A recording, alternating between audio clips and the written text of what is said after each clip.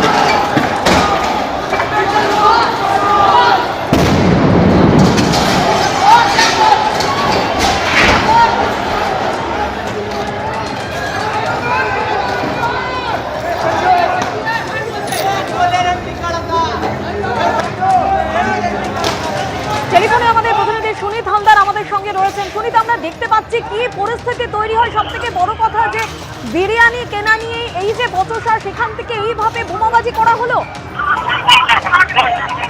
দেখো, যেটা জানা যাচ্ছে গতকাল রাতে বিরিয়ানি কেনা নিয়ে দুঃখের মধ্যে গন্ডগোল লাগে এবং গতকাল রাতে এই নিয়ে মারধর এবং বোমাবাজির ঘটনা ঘটে।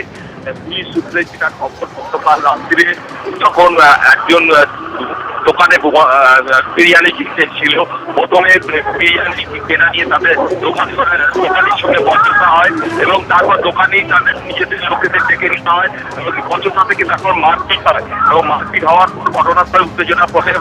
আমাদের সঙ্গে থাকো, যে ছবি আপনাদের সামনে তুলে ধরছি হাওড়া টিকিয়াপাড়ায় ধুন্ধুমার, বিরিয়ানি কেনা নিয়ে দুই দলের বচসা থেকে মারপিট। গতরাতে সেই নিয়ে এলাকায় বোমাবাজিও হয় বলে অভিযোগ। ঘটনাস্থলে পুলিশ নামানো হয়েছে র্যাব। এলাকা আজও থমথমে।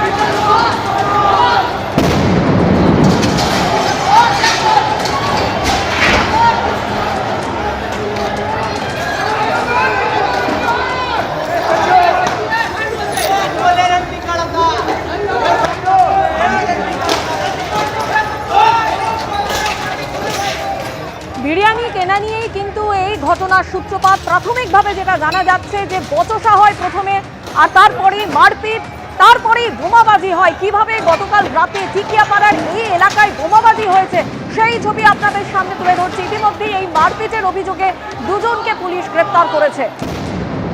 আমাদের প্রতিনিধি সুনীত হালদার আমাদের সঙ্গে রয়েছেন। সুনীত, যেভাবে ব্যাপক বোমাবাজি হয়, প্রশ্ন উঠছে এত বোমা এলো কোথা থেকে?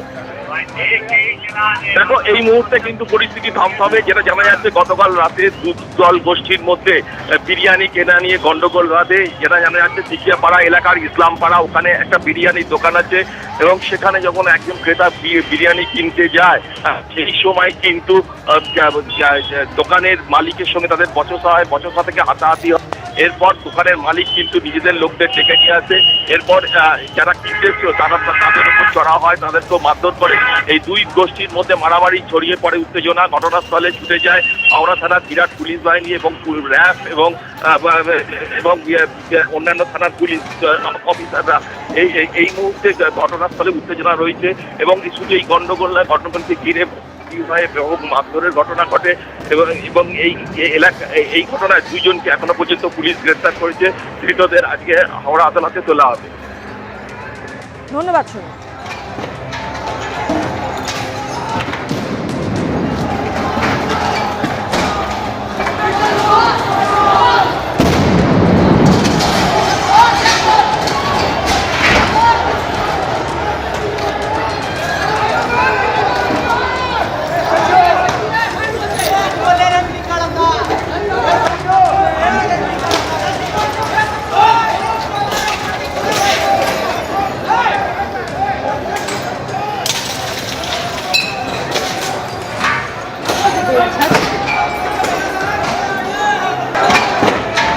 এবিপি আনন্দ, এগিয়ে থাকে, এগিয়ে রাখে।